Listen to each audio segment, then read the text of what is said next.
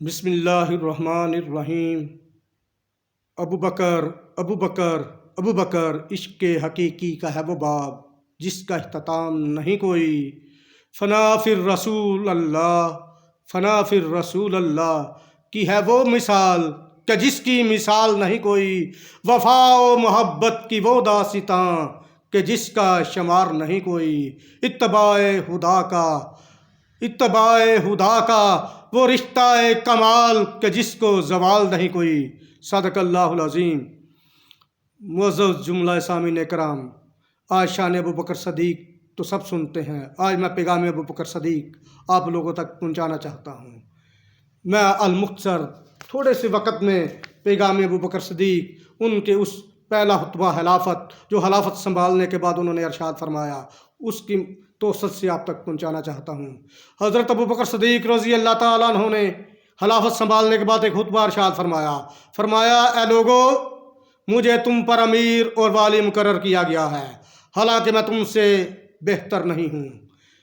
تو یہ ایسا پیغام ہے جو تا قیامت جتنے بھی اسلامی سلطنت کے عمراء آئیں گے، وزراء آئیں گے، حکمران آئیں گے، ان کے لیے ایک مشعل راہ ہے، ان کے لیے ایک سنگ میل ہے۔ حضرت ابو بکر صدیق فرماتے ہیں لوگو، مجھے تم پر امیر اور والی مقرر کیا گیا ہے، میں صداقت کا پیکر ہوں، میں علم کا منبع ہوں، میں شجاعت کا پیکر ہوں۔ تمام صفات علی شان جو آقا پاک صلی اللہ علیہ وسلم کی ذات میں اللہ نے رکھی، آقا پاک صلی اللہ علیہ وسلم نے ابو بکر صدیق میں منتقل کر دیں۔ بعد از انبیاء سب سے افضل ابو بکر صدیق ہیں، لیکن اتنے تمام رتبوں میں فائز ہونے کے بعد، جنت کی بشارتیں ملنے کے بعد، ابو بکر صدیق کیا فرماتے ہیں؟ کیا لوگوں میں تم سے بہتر نہیں ہوں؟ تو ہمارے حکمران جو 200 گاڑیوں کا پروٹوکول لیتے ہیں، جن کے آنے سے سڑکیں سنسان ہو جاتی ہیں، ٹریفک جیم ہو جاتا ہے، جن کے آنے پر پورے ملک کی جو فوجیں ہیں، جو ہماری سیکیورٹی ہے، وہ پروٹوکول کی شکل اختیار کر کے ہماری سڑکیں جام کر دیتی ہیں، جن کے آنے پر اربوں روپے لٹائے جاتے ہیں، جن کے آنے پر ہیلی پیڈ بنائے جاتے ہیں، جن کے آنے پر ملک و قوم کا پیسہ ایسے بے ترتیبی کے ساتھ اور بے رحمی کے ساتھ بہایا جاتا ہے، وہ سن لیں کہ ابو بکر صدیق نے جب خلافت سنبھالی، جب حکمران مقرر ہوئے تو کہا میں تم سے بہتر نہیں ہوں، میں تم سے بہتر نہیں ہوں۔ اور انہوں نے اس وقت جو سب سے کم تر مزدور کی مزدوری تھی، اتنی اپنی اجرت مقرر کی۔ تو حکمرانوں سن لو، اے ریاست پاکستان کا نعرہ لگانے والوں سن لو، اے ریاست مدینہ کا نعرہ لگانے والوں سن لو، اے ریاست پاکستان کے حکمرانوں سن لو، اے ارباب حکمران سن لو، اے پاکستان کے اداروں کے سربراہان سن لو، اور پروٹوکول کی زندگی گزارنے والوں سن لو۔ ابو بکر صدیق کی مزدوری سب سے کم ترین مزدور کی اجرت کے برابر تھی، ان کا پروٹوکول کوئی نہیں تھا۔ انہوں نے کہا میں تم سے بہتر نہیں ہوں، میں بھی وہ کھاؤں گا جو تم لوگ کھاتے ہو، میں بھی وہ پیوں گا جو تم لوگ پیتے ہو، میں بھی اسی طرح زندگی گزاروں گا جس طرح تم لوگ گزارتے ہو۔ وہ ابو بکر جو رات کے وقت اٹھ کر لوگوں کی خبر گیری کیا کرتے تھے، جو اپنے کمر کے اوپر اناج کے بڑے بڑے تھیلے اٹھا کر لوگوں کے گھروں تک پہنچایا کرتے تھے، انہیں ابو بکر صدیق رضی اللہ تعالیٰ عنہ نے ایک اور ارشاد فرمایا اگر میں اچھا کام کروں تو میری مدد کرنا، اگر میں غلطی کروں تو میری اصلاح کرنا۔ اس میں حکمرانوں کے لیے، تمام مسلمانوں کے لیے ایک بہت بڑا سبق ہے کہ ہم تو غلطی کرنے کے بعد غلطی کو ایکسیپٹ ہی نہیں کرتے۔ اگر ہماری غلطی کی کوئی نشاندہی کر دے تو ہم جناب ایسی طویلیں گاڑ لیتے ہیں، ایسی جھوٹی دلیلیں گاڑ لیتے ہیں کہ وہ ہماری غلطی کی نشاندہی کرنے والا شرمندہ ہو جاتا ہے۔ تو انہیں ابو بکر صدیق کے اس فرمان کو اپنے ذہن میں رکھنا چاہیے۔ اور ابو بکر صدیق رضی اللہ تعالیٰ عنہ نے ایک اور ارشاد فرمایا کہ یاد رکھو سچ بولنا امانت ہے اور جھوٹ بولنا خیانت ہے۔ تو ہمارے حکمران سے لے کر ایک ریڈی بان تک، ایک عام رایا تک، ایک لے مین تک، عالم سے لے کے جاہل تک، بادشاہ سے لے کے فقیر تک، مشرق سے لے کے مغرب تک، صبح سے لے کے شام تک، اکثریت ہماری زور لگا کے جھوٹ بولتی ہے۔ تو حضرت ابو بکر صدیق رضی اللہ تعالیٰ عنہ نے فرمایا جھوٹ بولنا خیانت ہے۔ تو آپ صلی اللہ علیہ وسلم نے فرمایا خیانت کرنے والے کا ہم سے کوئی تعلق نہیں۔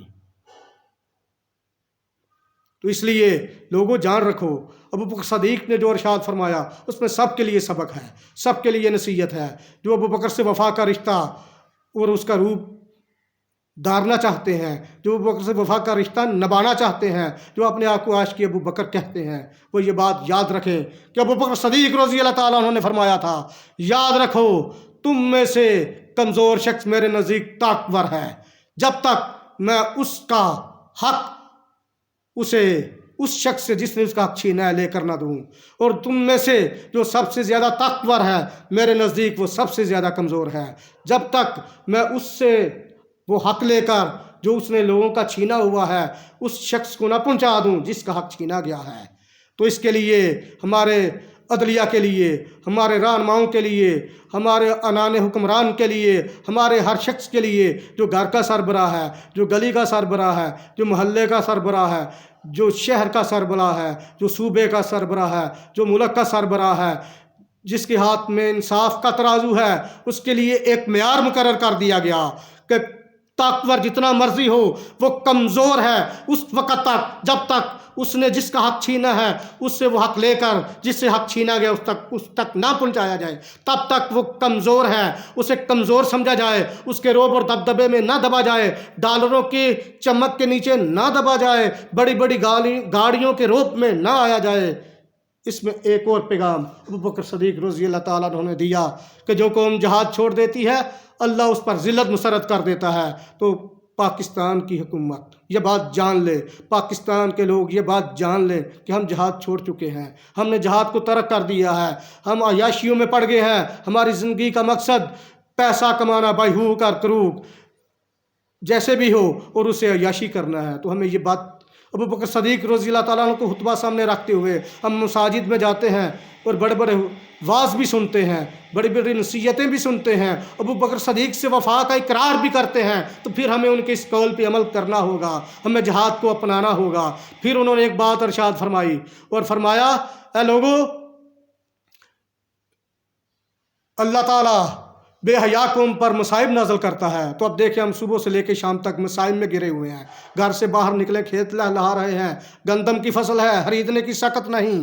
چاول کی فصل ہے خریدنے کی طاقت نہیں۔ تو یہ ساری مصیبتیں ہم نے خود پالی ہوئی ہیں۔ کیوں کہ ہم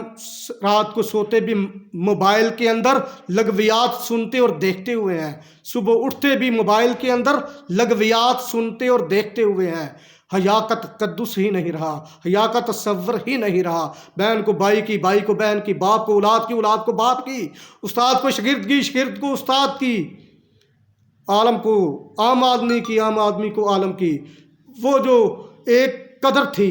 ایک رشتہ تقدس تھا، وہ پامال ہو گیا ہے، وہ پامال ہو گیا ہے، نہ وہ قدریں رہیں، نہ وہ رشتہ تقدس جو ہے وہ قائم رہے۔ حیا کا تصور ختم ہو گیا، بے حیائی عروج پہ پہنچ گئی۔ تو جس قوم کا وتیرہ بے حیائی بن جائے اللہ تعالیٰ اس پہ مصائب نازل کرتا ہے۔ کہتے ہیں معیشت پاکستان بیٹھ گئی، جس کی بنیادی جھوٹ پہ رکھی گئی، جس کی بنیادی سود پہ رکھی گئی، اور وہ پیسہ کھا کے ہم بے حیا قوم بن گئے۔ تو ہمیں سود کو چھوڑنا ہوگا، ہمیں جھوٹ کو چھوڑنا ہوگا، ہمیں بے حیائی سے نکلنا ہوگا، حیا کو اپنانا ہوگا، تب ہمارے تمام مسائل حل ہوں گے۔ پھر ایک اور بات حضرت ابو بکر صدیق نے ارشاد فرمایا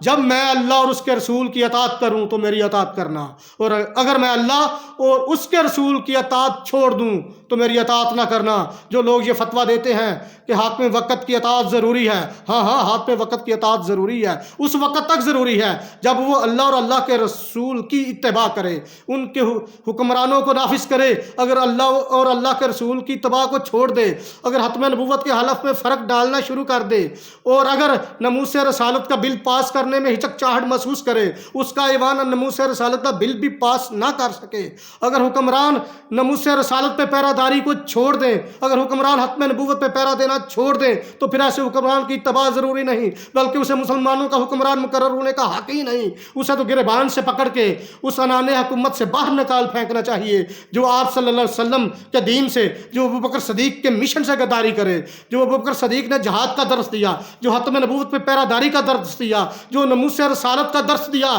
جو زکوٰۃ ادا کرنے کا درس دیا۔ جو بڑے بڑے واعظ کرنے والے ہیں اور بڑے بڑے لوگ واعظ سنتے ہیں، وہ سب کے سب اس پیغام کو بھی لوگوں تک پہنچائیں اور لوگ یہ پیغام سنیں کہ ابو بکر صدیق سے بڑے بڑے قبیلوں نے کہا کہ ہمیں زکوٰۃ سے چھوٹ دے دیں، ہم سے زکوٰۃ ادا نہیں ہوگی، ہم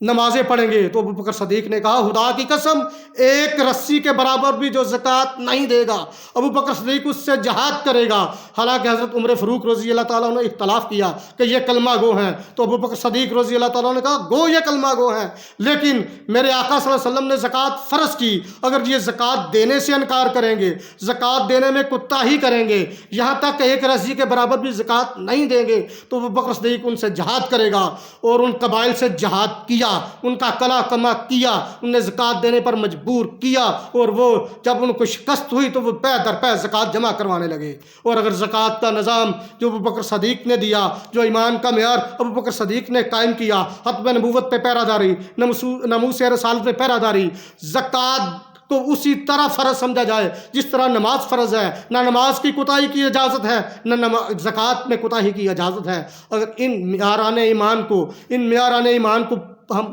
اپنا لیں، ان معیاران ایمان کو ہمارے تمام کے تمام واعظ نصیحت کرنے والے، تقاریر کرنے والے لوگوں تک پہنچائیں، اور ہم اپنے ایمان کو یہ معیاران ایمان کے جو معیار ابو بکر صدیق نے مقرر کیے، ان کو سامنے رکھ کے اپنے ایمان کو جانچیں اور پرکھیں، تو پھر ہمیں اپنے عشق کا پتہ چلے گا کہ ہم کتنے عاشق ابو بکر ہیں، ہم کتنے عاشق رسول ہیں۔ پھر ہمیں اپنی اصلاح کرنا ہوگی، ہمیں ابو بکر کے یہ معیاران ایمان جو انہوں نے بتائے ان پہ اپنے آپ کو لانا ہوگا، ان کے تابع ہونا ہوگا، تب جا کے ہم کما کا نہ حق ہو عاشق رسول بھی کہلوانے کے حقدار ہوں گے، عاشق ابو بکر صدیق بھی کہلوانے کے حقدار ہوں گے، عاشق اہل بیت بھی کہلوانے کے حقدار ہوں گے۔ واخر دعوانا الحمدللہ رب العالمین۔